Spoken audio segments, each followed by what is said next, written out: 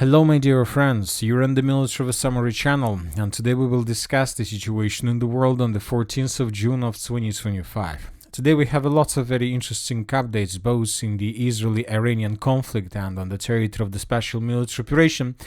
And before we continue with Ukraine, I would like to tell you a few words about the current status between Israel and Iran. The situation is very interesting and very complicated.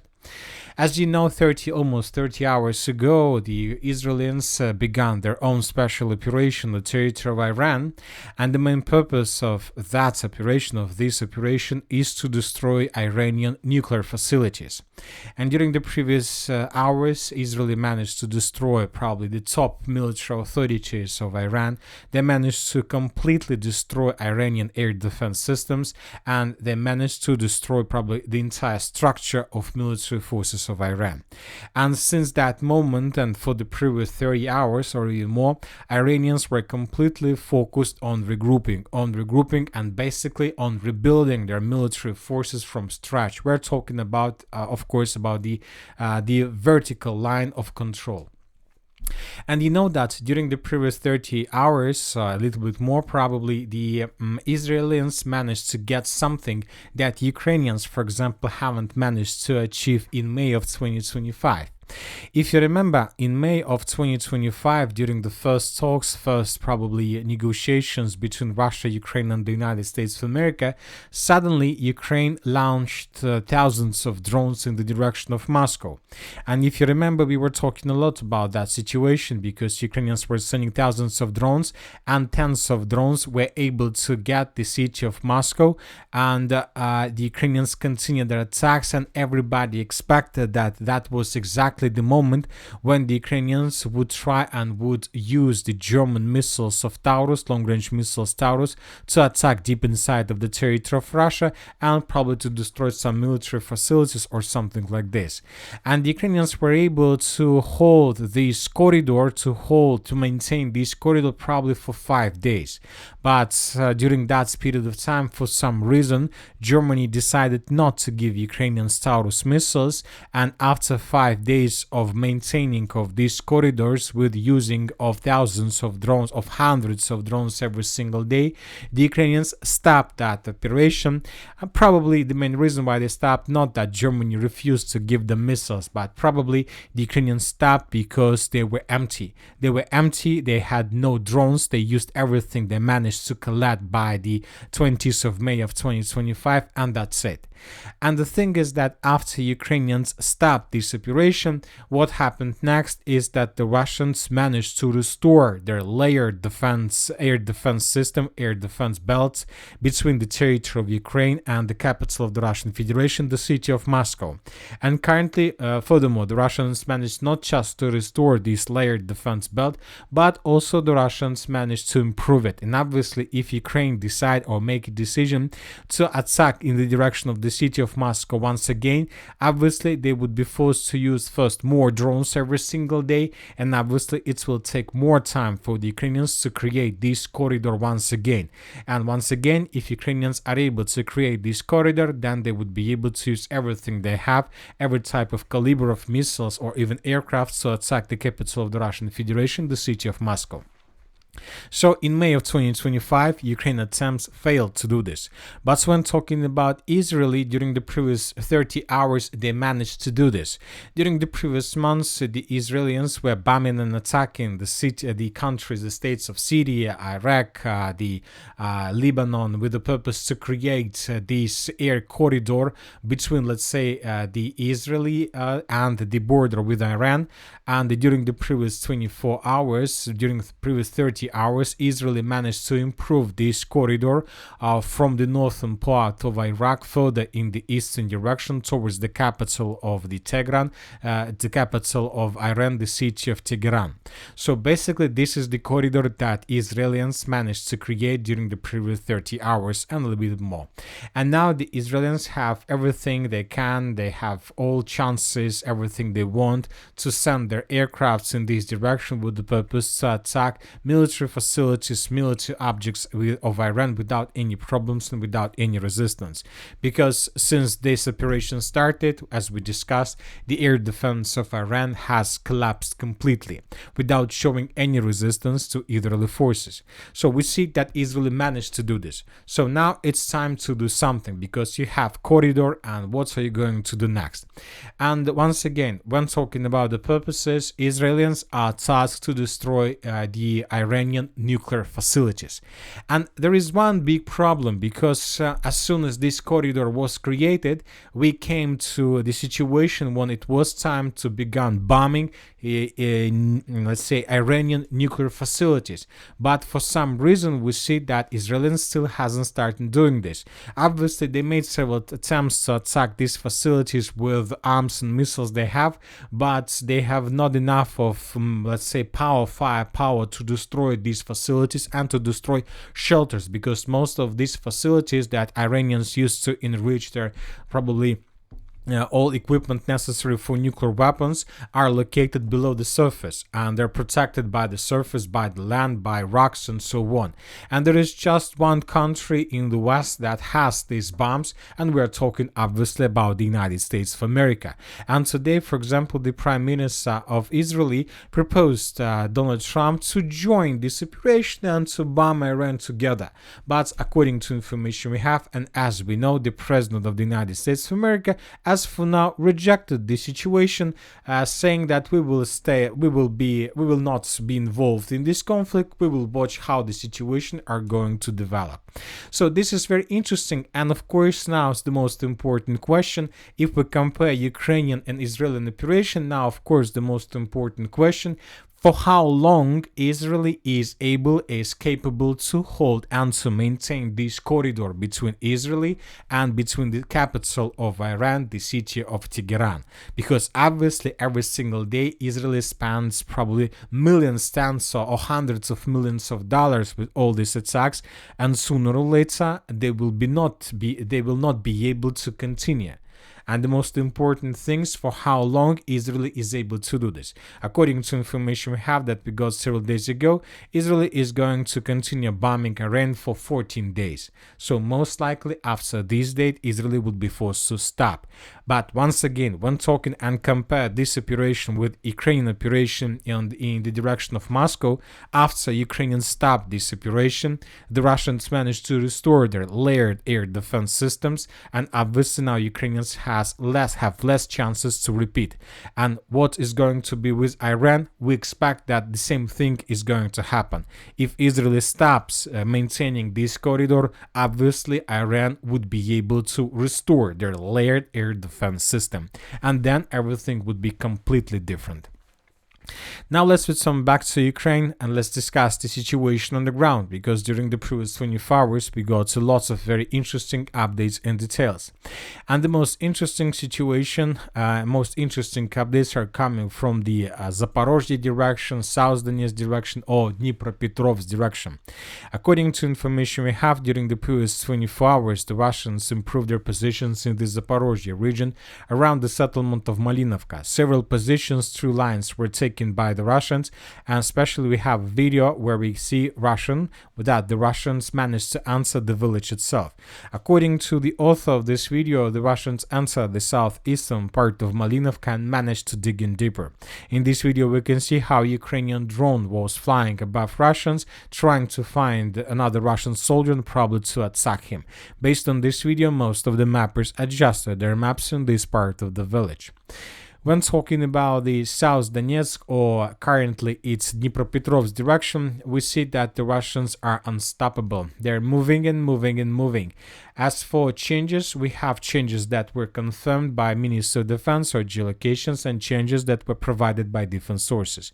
When talking about changes that were confirmed today, the Ministry of Defense of the Russian Federation as well as several mappers reported that the village of Zeleny Kut was taken completely by the Russians, and the Russians continued offensive operation further in the direction of Novoukrainka. At the same time, several pro-Russian resources reported that this pocket was taken by the Russians as well.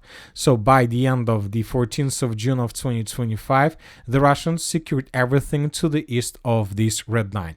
But when talking about words with military, let's say, accent, obviously, Ukrainians during the previous 24 hours finished evacuation of the edge defense belt. Basically, the Ukrainians probably evacuated the most eastern part of this pocket, and the Ukrainians evacuated soldiers from the settlement of Zelyony Kut towards the village of Novoukrainka.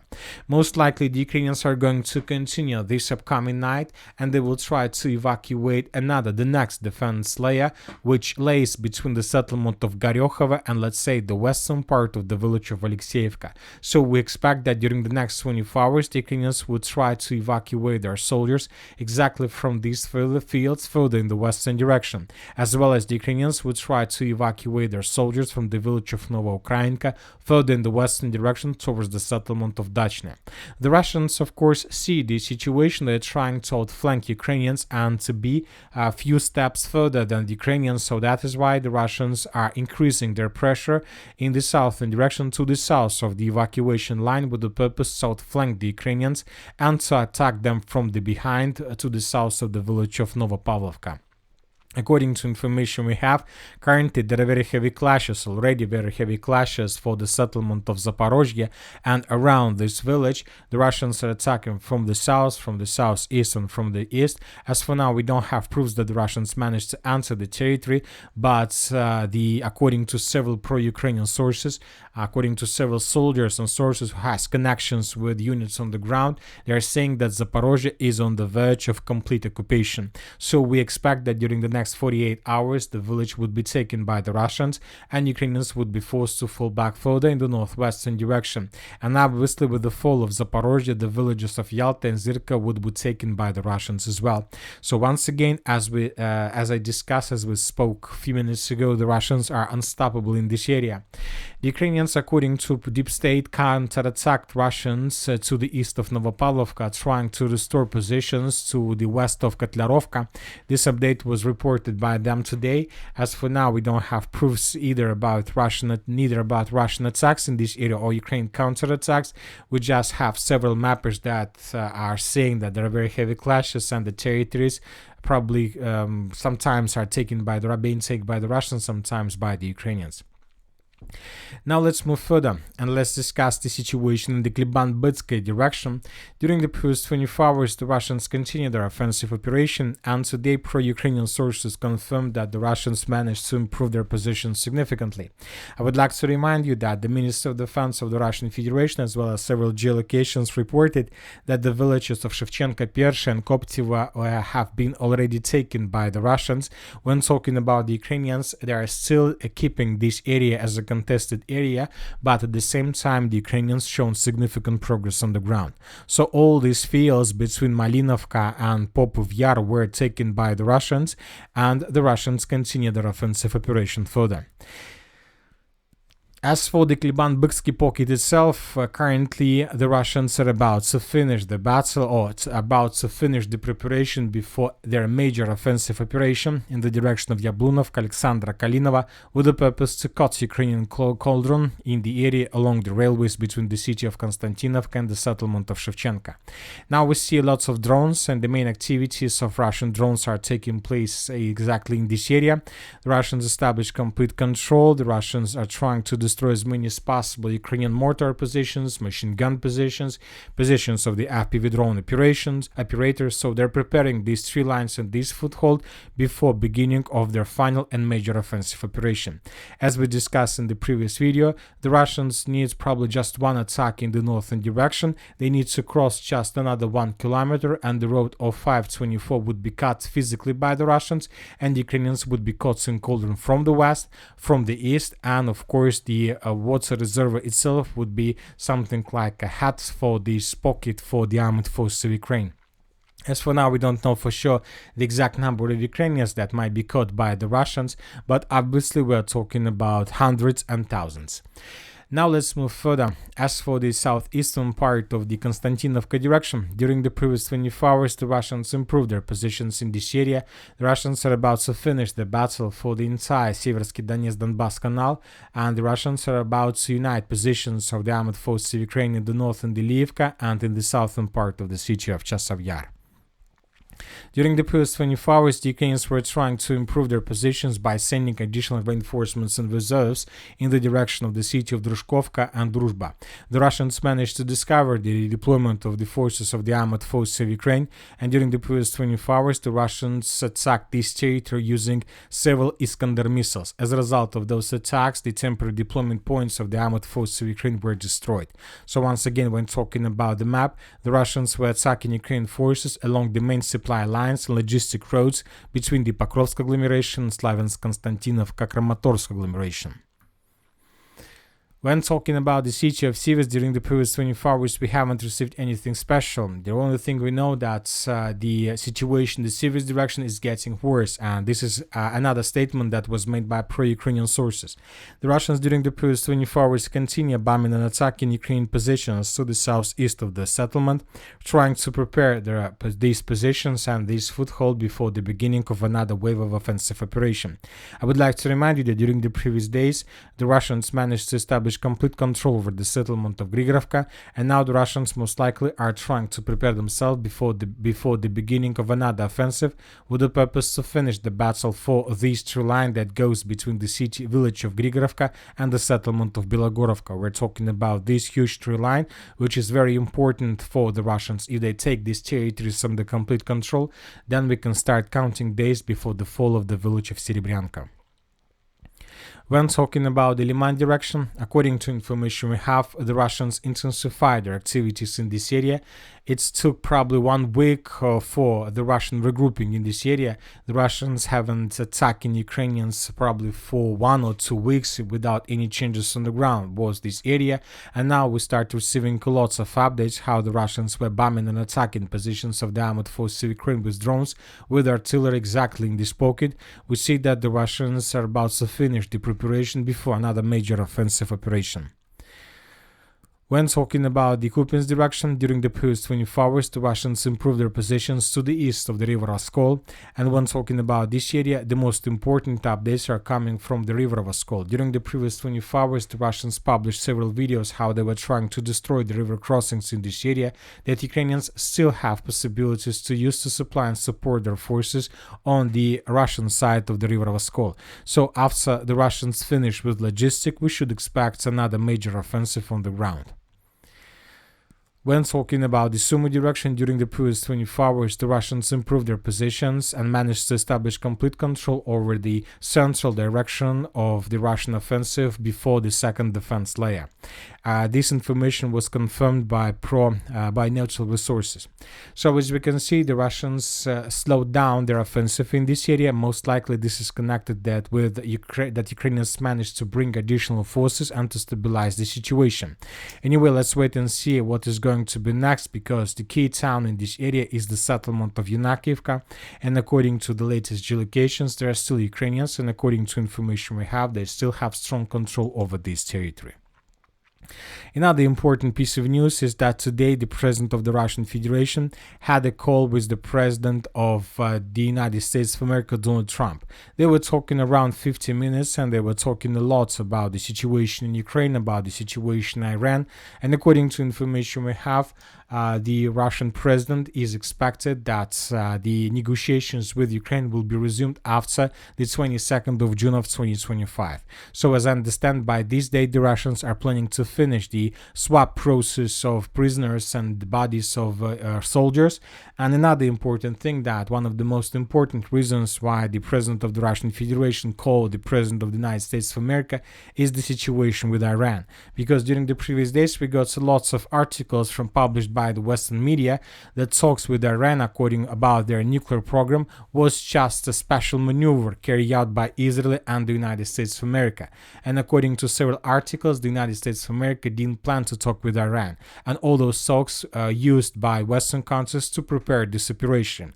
So, of course, if the United States of America and Israel use those talks for this operation, so where is the guarantees that the United States of America are not using situation with Russia and talks with Russia with the same, let's say, way? So maybe this is just attempt to prolong the situation and to give the Ukrainians a fresh air to probably for regrouping and bringing additional forces, or at least this situation can allow the Ukrainians to hold their positions while the Western countries, the United States of America, are trying to, and the Israel, of course, trying to handle issues and the situation with Iran. And when they finish with Iran, they will continue supplying and supporting Ukraine. So the situation is very complicated, and obviously after this situation between Iran and Israel, Russia can't trust the United States of America anymore. And that's it for today. Military Summary channel reminds we condemn any violence in the world. Thank you for watching. Subscribe to my channel, put your likes, join my Patreon, and have a good day. Bye bye.